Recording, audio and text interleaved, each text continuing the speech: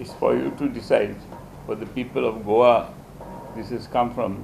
We are not here from Delhi rule. We are not a union territory or anything like that. We are a state, full-fledged state, and this is a union, Indian Union of states.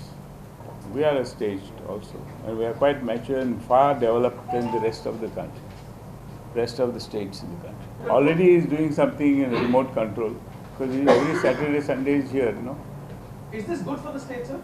It's not good for the country to have the defense minister visiting every time and then when things are happening on the border. We had made a scheme that in case of speciality, 8 lakhs to be given. Poor people, from where we would get that money? So we said in speciality, in special cases, we should give 8 lakhs. Otherwise, file a medical scheme.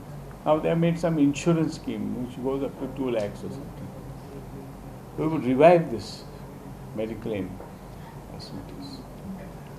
Now here is a child which has perhaps a hole in the heart or something. This Shirish Borkar, Chief Cardiovascular and Thoracic Surgeon, Department of Cardiovascular Thoracic. He says requires to undergo appropriate investigation, operation management facilities for which we are not available in the hospital under Goa Medical College.